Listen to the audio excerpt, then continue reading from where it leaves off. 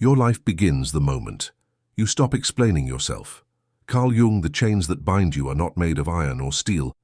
They are woven from the words you use to justify your existence to others. Listen carefully to the symphony of your daily conversations. How much of your precious life force is spent in the endless ritual of explanation? I chose this path because, I feel this way because, I believe this because. Each explanation is a small surrender of your sovereignty. Each justification is a recognition of an external authority over your inner truth. You have become a defendant in a courtroom where you never committed a crime, the crime of being authentically yourself. Jung observed that everything that irritates us about others can lead us to an understanding of ourselves. The irritation you feel when others question your choices is not really about them. It is the cry of your authentic self, suffocating beneath layers of social conditioning and the desperate need for approval. Consider the child you once were. Before the world taught you that your natural impulses were wrong, that your spontaneous joy was too loud, that your curiosity was inconvenient, that your dreams were impractical, that child didn't explain their laughter. They simply laughed. They didn't justify their wonder, they simply wondered. They didn't defend their love. They simply loved. Somewhere along the path to adulthood, you learned that your authentic self was not enough. You learned that to be accepted, you must become acceptable. You learned that to be loved, you must become lovable according to standards that were never your own. And so began the great translation of your soul into a language others could understand and approve. But here is the profound tragedy. In making yourself understandable to everyone, you became a stranger to yourself. The Buddha spoke of suffering, arising from attachment. Jung understood that one of our deepest attachments is to the image others have of us. We become addicted to their understanding, their approval, their validation. We measure our worth not by the depth of our inner knowing, but by the breadth of external acceptance. This is not living. This is performing. And the performance is exhausting because it requires you to constantly monitor, adjust, and explain yourself to an audience that will never truly understand you because they are seeing only the costume, never the soul beneath. Jung introduced us to the concept of the shadow, those aspects of ourselves that we repress, deny, or hide from the world. For many, the greatest shadow is not anger or greed or lust. It is the authentic self that we have learned to be ashamed of. Your shadow contains not just your so-called negative traits, but also your unrealized potential, your unexpressed creativity, your unspoken truths, your unlived dreams. Every time you explain yourself to gain approval, you feed the shadow. Every time you justify your choices to avoid conflict, you strengthen the prison of people-pleasing. The most terrifying thing is to accept oneself completely, Jung wrote. And why is it terrifying? Because to accept yourself completely means to stop seeking completion through others' understanding. It means to stop fragmenting yourself into digestible pieces for consumption by those who will never hunger for your wholeness anyway. The people-pleaser believes that if they can just explain themselves clearly enough, perfectly enough, everyone will understand and approve. But this is a beautiful illusion. Some people will never understand you, not because you haven't explained yourself well enough, but because they are looking at you through the lens of their own limitations, their own fears, their own unhealed wounds. Consider this. The sun does not explain itself to the flowers. It simply shines, and those who are ready to bloom, bloom. Those who are not ready remain closed. But this does not diminish the sun's radiance or purpose. You are not responsible for other people's understanding. You are responsible for your own authenticity. The moment you truly grasp this, something miraculous happens. The exhausting burden of constant explanation lifts from your shoulders like a heavy coat you didn't realize you were wearing. Suddenly you can breathe deeper. Suddenly you can move more freely. Suddenly you can be. There is a death that must occur before your true life can begin. It is not the death of the body, but the death of the false self, the carefully constructed personality that you have built to please others, to avoid rejection, to maintain the illusion of control over how you are perceived. This death feels terrifying because the false self has become so familiar. It feels like home. even though it is a prison. It feels safe, even though it is slowly suffocating your soul. You have invested so much energy into maintaining this false self that its dissolution feels like the end of everything you know yourself to be. But Jung reminds us, in all chaos, there is a cosmos. In all disorder, a secret order. The chaos you feel when you stop explaining yourself is not destruction, it is creation. It is the sacred chaos from which your authentic self emerges, like a phoenix rising from ashes that were never really you anyway. The false self dies in stages. First, you notice the exhaustion, the bone-deep tiredness that comes from constantly performing, constantly monitoring, constantly adjusting yourself to meet others' expectations. Then comes the resentment, anger at those who seem to demand these explanations, but really anger at yourself for providing them. Finally comes the recognition, the clear seeing that this way of living is not living at all.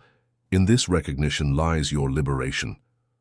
Jung spoke of the process of individuation, the journey toward becoming the person you were always meant to be. This journey cannot begin while you are still fragmenting yourself into acceptable pieces for others' consumption. It can only begin when you have the courage to present yourself whole, unexplained, unapologized. This does not mean becoming harsh or uncaring. It means becoming real. It means allowing others to encounter the full spectrum of who you are, without editing, without commentary, without justification. Some will be delighted by your authenticity. Others will be disturbed by it. Both responses are their responsibility, not yours. The death of the false self is like learning to breathe underwater. At first it feels impossible, terrifying, like you might drown. But gradually, you discover that what you thought was drowning was actually learning to live in your natural element. The explanations you thought were oxygen were actually the shallow, insufficient air of a world above the surface of your true depth. When you stop explaining yourself, something beautiful happens in the space where those explanations used to live. Presence arrives, not the anxious, vigilant presence of someone monitoring their audience's reactions, but the calm, grounded presence of someone who knows who they are and needs no external validation of that knowing. This presence is not arrogance. Arrogance explains itself constantly because it is insecure. This presence is quiet confidence, the confidence that comes not from superiority over others, but from intimacy with yourself. Jung understood that your vision becomes clear when you look into your heart. Who looks outside dreams. Who looks inside awakens. When you stop looking outside for validation through explanation, you finally have the energy and attention to look inside. And what you find there is not the chaotic mess you feared, but a profound wisdom that has been waiting patiently for your return.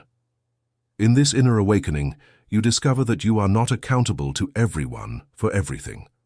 You are accountable to life itself for living authentically, to your soul for honoring its truth, to your purpose for expressing it fully. These are the only explanations that matter, and they are not explanations at all. They are expressions of your deepest nature. Think of the people who have most influenced your life, who have left lasting impressions on your soul. Were they people who explained themselves constantly, who justified every choice, who sought your approval for their way of being? Or were they people who simply were, fully, completely, unapologetically themselves? The latter, of course. Authentic presence is magnetic not because it seeks to attract, but because it is complete in itself. It draws others not through explanation or justification, but through the simple power of someone who has found their home within themselves. When you embody this presence, your relationships transform. The people who were drawn to your performance begin to fall away, not through conflict or drama, but through natural attrition. And the people who are drawn to your essence begin to appear, also naturally, like flowers turning toward the sun. These new relationships are different. They are based not on what you can do for others, or how well you can meet their expectations, but on the recognition of something authentic and alive in you that resonates with something authentic and alive in them. Perhaps the greatest fear that keeps us trapped in the cycle of explanation is the fear of being misunderstood. We believe that if people don't understand us, they cannot love us. But this belief rests on a fundamental misunderstanding of love itself. True love, whether romantic, friendship, or familial, does not require complete understanding. In fact, the attempt to completely understand another person is often a form of control, a way of making them predictable and therefore safe. Real love allows for mystery, for the unknown aspects of the beloved, for the parts that cannot be explained or justified. Jung wrote, "The meeting of two personalities is like the contact of two chemical substances. If there is any reaction, both are transformed. This transformation is only possible when both people show up authentically, not when they show up explained and justified and made safe for consumption. The courage to be misunderstood is perhaps the greatest gift you can give both to yourself and to others. When you allow yourself to be misunderstood, you give others permission to do the same. You create space for authentic encounter rather than performed understanding. Consider the most profound spiritual teachers throughout history. Were they understood? By their contemporaries. Did they spend their time explaining themselves to gain approval? Christ did not explain his parables to those who could not understand them. Buddha did not justify his path to those who questioned it. Jung himself was often misunderstood by the psychological establishment of his time. They understood something that we have forgotten, that living from your authentic center is more important than being understood from your periphery. When you embrace the possibility of being misunderstood, something shifts in how you show up in the world. You become less reactive to others' opinions because you are no longer dependent on their understanding for your sense of self-worth.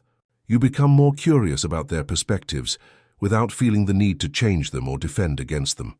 You begin to trust that those who are meant to understand you will understand you, and those who are not meant to understand you never would, no matter how elaborate your explanations. This trust allows you to relax into your authenticity in a way that is both liberating and deeply attractive to others. Think of all the energy you have spent over the years in explanation.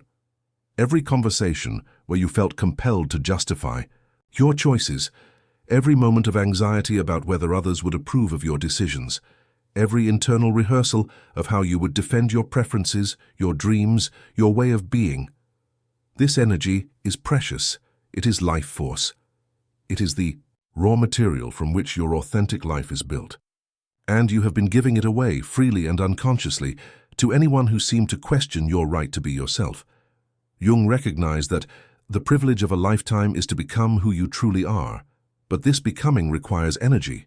The energy that has been scattered in explanations and justifications and attempts to make yourself acceptable to those who will never truly accept anyone, including themselves. When you reclaim this energy, when you pull it back from the external world and redirect it toward your inner development, miracles begin to happen. Creativity that has been dormant suddenly awakens. Intuition that has been drowned out by the noise of social anxiety suddenly becomes clear and strong. Dreams that seemed impossible suddenly seem not only possible but inevitable. This is not selfish. This is essential. You cannot give to the world what you do not possess yourself. You cannot offer authentic love if you do not know authentic being. You cannot guide others toward their truth if you are still lost in the maze of explanations and justifications. The energy you reclaim reveals itself in unexpected ways. Your body relaxes in ways you had forgotten were possible. Your sleep deepens because you are no longer carrying the exhausting burden of maintaining a false image. Your relationships either deepen into authenticity or naturally conclude, making space for connections that feed your soul rather than drain it. You discover that you have opinions that are not reactions to others' opinions. You have preferences that emerge from your own nature, rather than from the need to differentiate yourself or please others. You have a wisdom that comes not from books or authorities, but from the depths of your own experience. This reclaimed energy becomes the foundation for a life that is truly your own, not a reaction to others' expectations or a rebellion against for them, but an authentic expression of who you have always been beneath the layers of explanation and justification. Jung spoke of what he called sacred selfishness, not the selfishness of ego that takes from others, but the selfishness of soul, that honors its own truth as a service to the whole. When you stop explaining yourself, you are practicing this sacred selfishness. You are saying, "My authenticity is too precious to be diluted by the need for universal approval. My truth is too important to be negotiated away for the sake of peace. My soul's expression is too vital to be edited for others' comfort." This is not cruelty. This is compassion, both for yourself and for others. When you show up authentically, you give others permission to do the same. When you stop performing for approval, you free others from the burden of having to approve. When you stop explaining yourself, you create space for real encounter rather than managed impression. The sacred selfishness of authenticity is like the sun's refusal to apologize for its brightness. Some flowers will bloom in its light, others will wither. But this is not the sun's responsibility. The sun's responsibility is to shine, fully and completely, trusting that this is its greatest gift to the world. Your responsibility is similar. Not to make everyone comfortable with who you are, but to be who you are so completely that those who resonate with your frequency can find you, and those who don't can find their way to what does serve them. This sacred selfishness requires a profound trust. Trust that you are enough as you are. Trust that your authentic expression serves the world in ways you may never fully understand. Trust that by being truly yourself, you are fulfilling your deepest purpose. Jung reminds us, the most terrifying thing is to accept oneself completely. But it is also the most liberating thing, the most transformative thing, the most loving thing you can do, not just for yourself, but for everyone whose life you touch. When you stop explaining yourself and begin living from your authentic center, you become a catalyst for others' awakening. Not through preaching or teaching, but through the simple power of example. Your unashamed authenticity gives others permission to explore their own.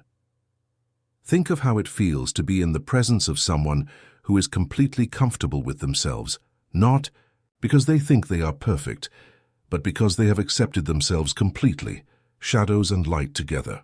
There is something deeply relaxing about such presence, something that allows you to breathe more deeply, to let your own guard down, to remember who you are beneath your own explanations and justifications.